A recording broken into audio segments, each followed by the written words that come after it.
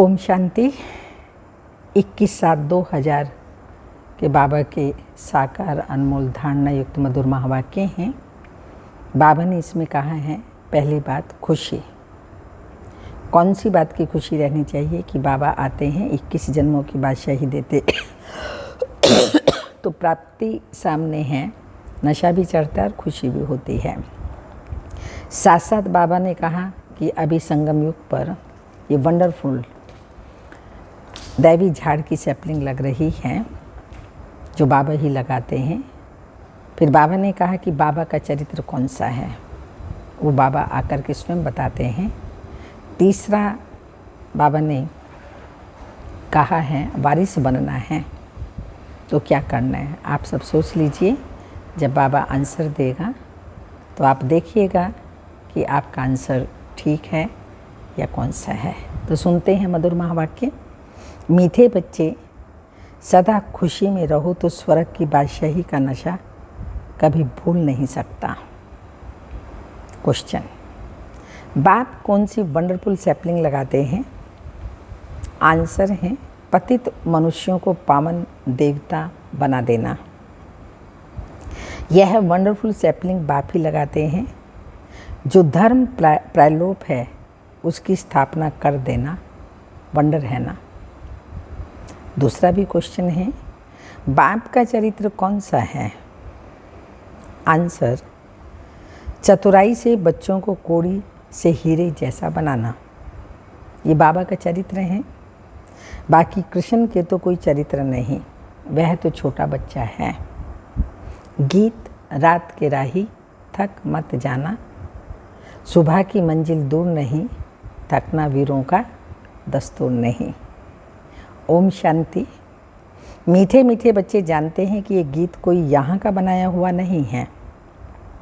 गीत जब सुनते हो तो समझते हो कि बड़ों पर बाबा हमारा हाथ पकड़कर ले चलते हैं।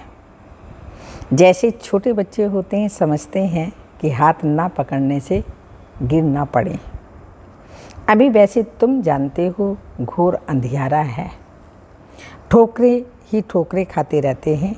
बुद्धि भी कहती है एक बाबा ही है जो स्वर्ग की सचखंड की स्थापना करने वाला है। ऊंचे ते ऊंचा वह सच्चा बाबा है तो उनकी महिमा करनी होती है। औरों को स्थापना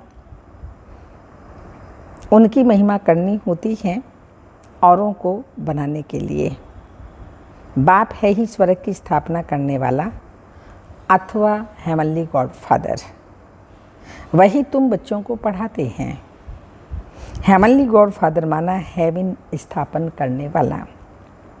बरोबर हेवन स्थापन तुम बच्चों को के द्वारा ही कराते हैं। वही तुम बच्चों को पढ़ा रहे हैं। वह हो गया हेवन रचने वाला और वह हो गया हेवन का प्रिंस। हेवन रचने वाला शिव बाबा निराकार ज्योति बिंदु और श्री कृष्ण हेवन का फर्स्ट प्रिंस। रास्ता तो एक बाबा ही है। हेवनली प्रिंस बनना है, सिर्फ एक तो नहीं होगा ना, 8 डिनाइस्टी गिनी जाती हैं। यह भी निश्चय है बाबा से वर्षा ले रहे हैं। बाबा हेवन का रचयिता है। हम उस बाबा से कल्प कल्प वर्षा लेते हैं। 84 जन्म पूरे करते हैं। आधा कल्प है सुख और आधा कल्प है दुख। सतयुग त्रेता सुख, द्वापर कलयुग दुख। आधा कल्प राम राज्य, आधा कल्प रावण राज्य। अब हम फिर से श्रीमत पर चलकर स्वर्ग के मालिक बन रहे हैं। यह भूलने की बात नहीं। अंदर में बड़ी खुशी होनी चाहिए। आत्मा को अंदर खुशी होती है। आत्मा का दुख व सुख शक्ल पर आता है। मनुष्य दुखी होता है तो भी शक्ल से पता पड़ता, सुखी होता है तो भी शक्ल से पता पड़ता है। अंदर में जो संकल्प चलते हैं वो शक्ल से पता पड़ जाता है। इसलिए तो कहते हैं असली नकली बात बता देता है ये चेहरा। तो अंदर में बड़ी खुशी होनी चाहिए। आत्मा को अंदर खुशी होती है। आत्मा का दुख व सुख शक्ल पर आता है। देवताओं की शक्ल कितनी हर्षित मुख है, वो दुखी नहीं होते, सदा सुखी रहते हैं, इसलिए सदा हर्षित चित्त और मुख है। जानते हैं स्वर्ग के मालिक थे। समझाने के लिए बाबा बोर्ड आदि बनवा रहे हैं। हेवनली गॉड फादर की महिमा ही अलग है और हेवनली प्रिंस की महिमा अलग है। वो रचयिता है शिव बाबा और वह है रचना। तुम बच्चों को समझाने के लिए बाबा युक्ति से लिखते रहते हैं तो मनुष्यों को अच्छी रीति समझ में आई। जिनको परम पिता परमात्मा कहते हैं वही पतित पावन है, वह बेहद का रचयिता है। रचेंगे भी जरूर स्वर्ग। सत्युग त्रेता को मनुष्य स्वर्ग कहते हैं। स्वर्ग और नरक आधा आधा हो जाता है। सृष्टि भी बरोबर आधी आधी है, नई और पुरानी। उस जड़ झाड़ की आयु कोई फिक्स नहीं होती। इस झाड़ की आयु बिल्कुल फिक्स है। कितनी आयु है? सृष्टि रूपी कल्प वृक्ष की आयु है फिक्स है 5000 वर्ष की। इस मनुष्य सृष्टि झाड़ की आयु पूरी एक्यूरेट है। ऐसी और कोई की होती ही नहीं। 1 सेकंड का भी फर्क नहीं पड़ सकता। वैरायटी झाड़ है। एक्यूरेट बना बनाया ड्रामा है। कहते हैं ना, बनी बनाई बन रही अब कछु बननी नहीं, चिंता ताकि कीजिए जो अनहोनी होए। तो इसलिए बाबा कह रहे बच्चे, ये बना बनाया ड्रामा है। ये खेल 4 भाग में बांटा हुआ है। जगन्नाथपुरी में हांडा चढ़ाते हैं चावल का, उसमें 4 भाग हो जाते हैं।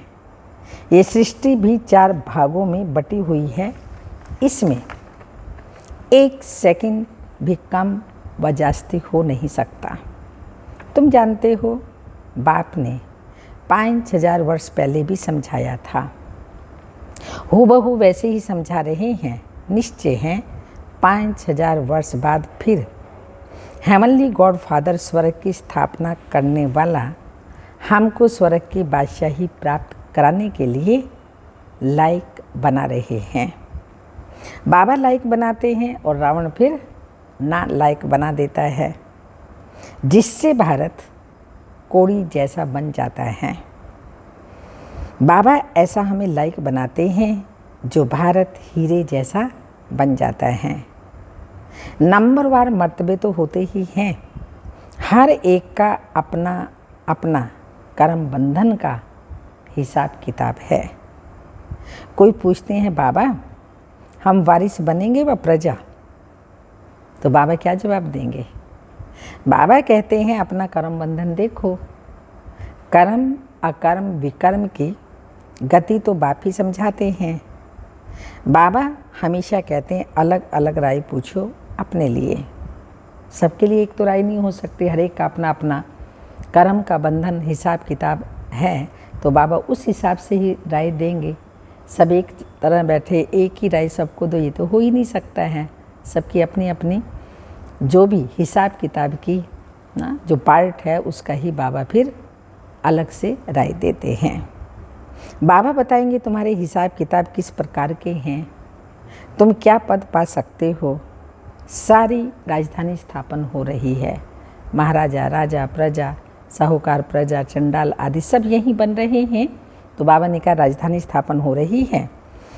एक बाप ही किंगडम स्थापन करते हैं, बाकी सब अपना अपना धर्म स्थापन करते हैं। सतयुग में लक्ष्मी नारायण का राज्य था ना, वह है उन्हों की प्रारब्ध, सो भी नंबरवार। उन्होंने प्रारब्ध कैसे पाई अभी तुम देख रहे हो ना। तो बाप कहते हैं मैं कल्प कल्प कल्प के संगम युग पर आता हूँ। अनेक ऐसे कल्प के संगम बीते हैं, बीतते चलेंगे, उनका कोई अंत है ही नहीं। बुद्धि भी कहती है कि पतित पावन बाप आएंगे ही संगम पर, जबकि पतित राज्य का विनाश कराए पावन राज्य की स्थापना करनी है। इस संगम की ही महिमा है। सतयुग त्रेता के संगम पर कुछ होता ही नहीं, वह तो सिर्फ राज्य ट्रांसफ़र होती है। लक्ष्मी नारायण का राज्य बदल राम सीता का राज्य होता है।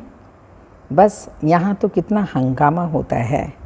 बाप कहते हैं अब ये सारी पतित दुनिया ख़त्म होने वाली है, सबको जाना है। तो बाबा कहते हैं मैं सबका गाइड बनता हूँ, आता हूँ सबको लेने के लिए, सबका गाइड बनता हूँ।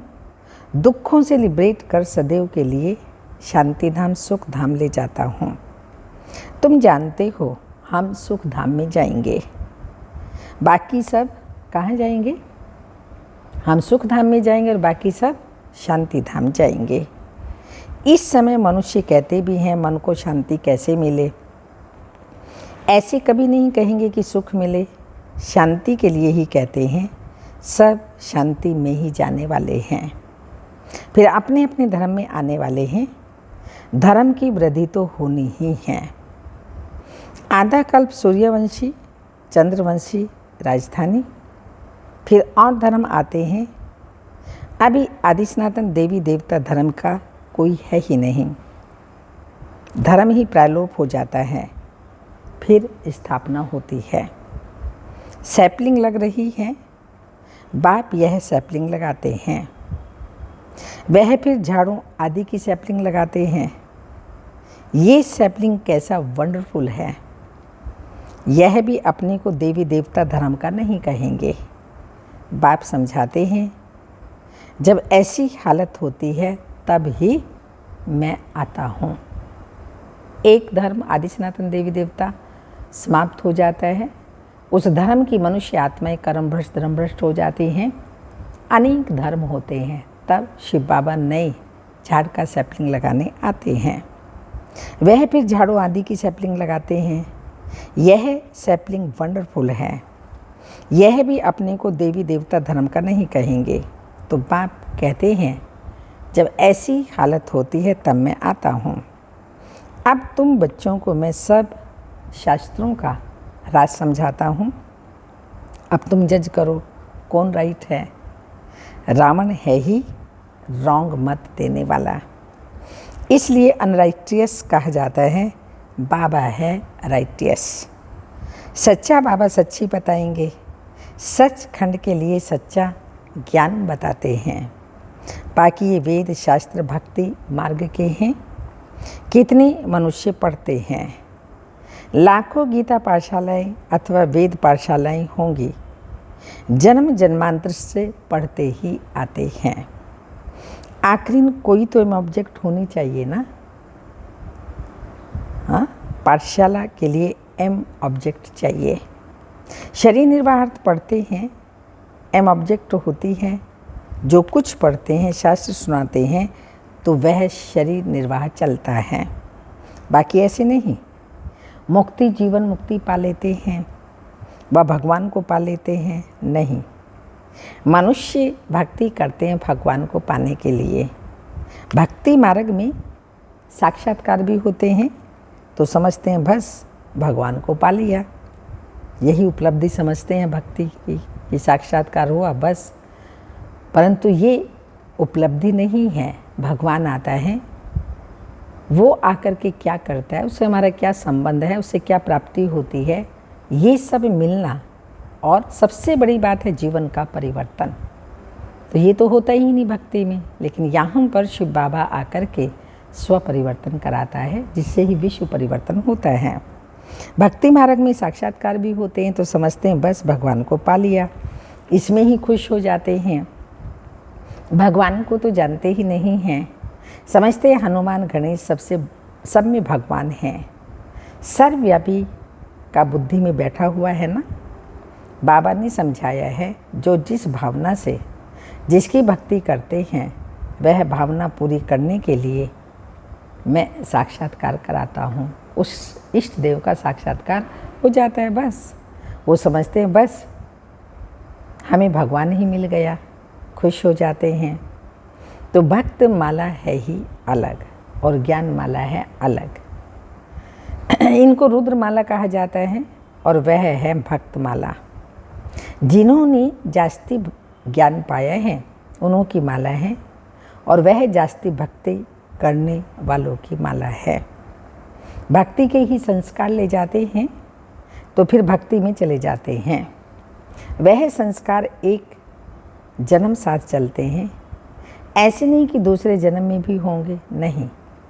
तुम्हारे तो ये संस्कार अविनाशी बन जाते हैं, जो आधा कल्प तो क्या, लेकिन पूरा कल्प ही चलते हैं। इस समय जो संस्कार जाएंगे, फिर संस्कार अनुसार जाकर राजा रानी बनते हैं। फिर धीरे धीरे कला कम होती जाती है। अभी तुम बीच में हो, अर्थात संगम युग पर हो, जहाँ वहाँ बुद्धि लटकी हुई है। बैठे भल हम कहाँ पर, यहाँ हैं, परंतु बुद्धि योग वहाँ है परम धाम, और परम धाम से अपनी राजधानी में आएंगे। आत्मा को ज्ञान है कि अभी हम जा रहे हैं, बाबा को ही याद करते हैं। हमारी आत्मा पार हो रही है, इस शरीर को, इस किनारे को ही छोड़ देंगे। इस किनारे है पुराना शरीर, उस किनारे है हसीन अर्थात सुंदर शरीर।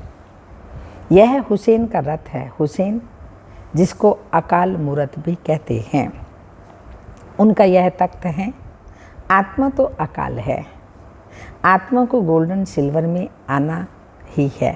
स्टेजिस है ना, बाबा है ऊंच ते ऊंच, वह स्टेजिस में नहीं आता है, आत्मा स्टेजिस में आती हैं, क्योंकि आत्माएं गर्भ से जन्म लेती हैं और शिव बाबा का दिव्य व अलौकिक जन्म होता है, इसलिए शिव बाबा पुनर्जन्म रहित है, वो स्टेजिस में नहीं आता।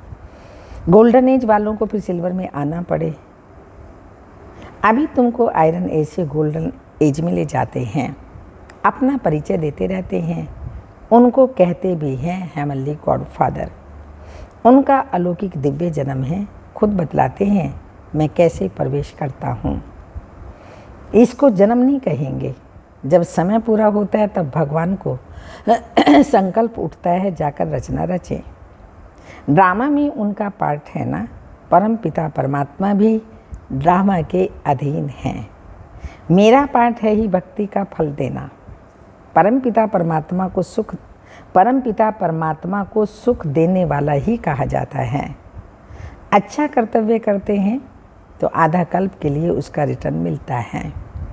तुम सबसे अच्छा कर्तव्य करते हो, कौन सा? सबसे अच्छा कर्तव्य कौन सा है? सबको बाप का परिचय देते हो। अभी देखो क्या आ रहा है, कौन सा त्यौहार? राखी का त्यौहार आता है, तो इस पर भी समझाना पड़े। राखी है ही पतित को पावन बनाने की, अर्थात पतित से पावन बनने की प्रतिज्ञा के लिए, अपवित्र को पवित्र बनाने का रक्षा बंधन। तो तुमको पहले परिचय देना है पतित पावन बाप का। जब तक वह ना आए तब तक मनुष्य पावन बन नहीं सकते। बाप ही आकर पवित्र बनने की प्रतिज्ञा कराते हैं। जरूर कब हुआ है जो रस्म रिवाज चली आई है। अब प्रैक्टिकल में देखो, ब्राह्मण कुमार कुमारियाँ राखी बांध पवित्र रहते हैं। जनेऊ कंगन आदि भी सब पवित्रता की ही निशानी हैं। पतित पावन बाप कहते हैं काम महाशत्रु है। अब मेरे साथ प्रतिज्ञा करो कि हम पवित्र रहेंगे, बाकी कोई कंगन आदि पहनना नहीं है। बाप कहते हैं प्रतिज्ञा करो, मुझे विकार दान दे दो। ये राखी है। राखी का जो बंधन है 5000 वर्ष पहले भी हुआ था। पतित पावन बाबा आया था, आकर राखी बांधी थी कि पवित्र बनो। क्यों? क्योंकि पवित्र दुनिया की स्थापना हो रही है।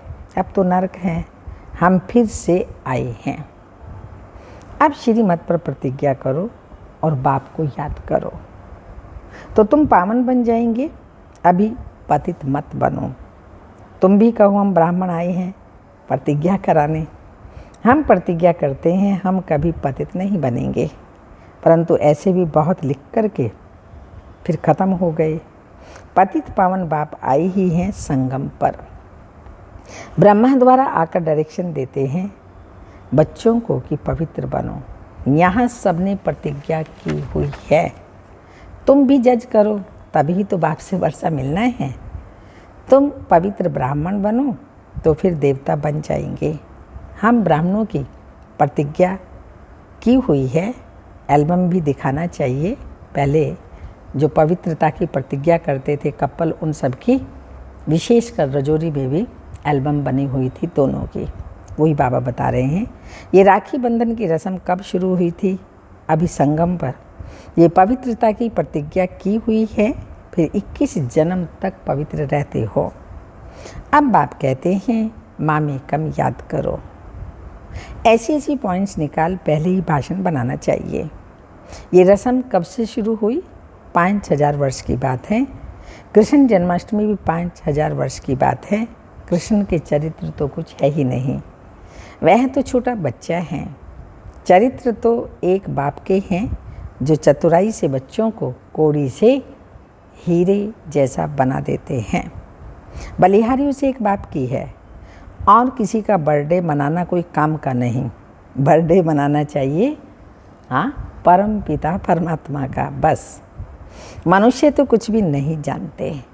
अच्छा, मीठे मीठे सिक्के लदे बच्चों प्रति माता पिता बाप दादा का याद प्यार। Good morning, diamond morning. रूहानी बाप की रूहानी बच्चों को नमस्ते। हम रूहानी बच्चों की रूहानी माता पिता बाप दादा को याद प्यार। Good morning, diamond morning. ओम नमस्ते। धारणा के लिए मुख्य सार हैं। वारिस बनने के लिए अपने सब हिसाब किताब कर्म बंधन चुकतू करने हैं। बाप की जो राय मिलती है उस पर ही चलना है और किसी की राय पर नहीं, केवल बाबा की श्रीमत पर। तो बाबा राय देंगे, फिर तुम वारिस बन जाएंगे। सेकंड पॉइंट है, सबको बाप का सत्य परिचय दे। पति से पावन बनाने का श्रेष्ठ कर्तव्य करना है। पवित्रता की राखी बांध पवित्र दुनिया के मालिक बने का वर्षा लेना है। वरदान, एक पास शब्द की स्मृति द्वारा किसी भी पेपर में फुल पास होने वाले पास विद ऑनर भाव। कौन सा पास? बाबा के पास रहेंगे। दूसरा पास पास्ट और तीसरा पास जो भी परीक्षाएं आई उनको पास करना है। इस एक पास शब्द से बाबा ने कहा फुल पास होने वाले ही पास विद ऑनर हैं। किसी भी पेपर में फुल पास होने के लिए उस पेपर के क्वेश्चन के विस्तार में नहीं जाओ। ऐसा नहीं सोचो कि ये क्यों आया, कैसे आया, किसने किया। इसके बजाय पास होने का सोचकर पेपर को पेपर समझकर पास कर लो। सिर्फ एक पास शब्द स्मृति में रखो कि हमें पास होना है, पास करना है और बाप के पास रहना है। तो 3 पास विद ऑनर बन जाएंगे। स्लोगन, स्वयं को परमात्मा प्यार के पीछे कुर्बान करने वाले ही। किया है ना अपने आप को कुर्बान? अपने मन से पूछ लीजिए। तो बाबा बता रहे हैं स्वयं को परमात्मा प्यार के पीछे कुर्बान करने वाले ही सफलता मूर्त बनते हैं। अमृत बेले की पॉइंट है, मांगना, शिकायत करना, उलाहना देना, वकालत करना छोड़ दो। मांगना, शिकायत करना और वकालत करना छोड़ दो। अमृत बेले की रूह रिहान बहुत रमणीक होती है। हम ब्राह्मण बच्चों की उस समय विशेष 2 रूप होते हैं। एक अधिकार रूप से मिलते और बातचीत करते और दूसरे उल्हानों के और तड़पती हुई आत्माओं के रूप में बात करते हैं। आप कैसे करते हो? मांगते हो या किसी की शिकायत करते हो, परिवार की, इसकी उसकी, या फिर किसी की वकालत करते हो? हम तो ऐसे नहीं, वो ऐसा, ये ऐसा। तो क्या करते हैं पूछिएगा अपने आप से। लेकिन तीनों ही बातें बाबा कहते हैं आपको छोड़नी है। मांगना भी नहीं, शिकायत भी नहीं करनी और वकील भी नहीं बनना है। जजमेंट देनी है आर या पार। जो बाबा ने कहा है, श्रीमत दी है, राय दी है, उस पर चलना है, बाकी सब छोड़ देना है। अच्छा, ओम शांति।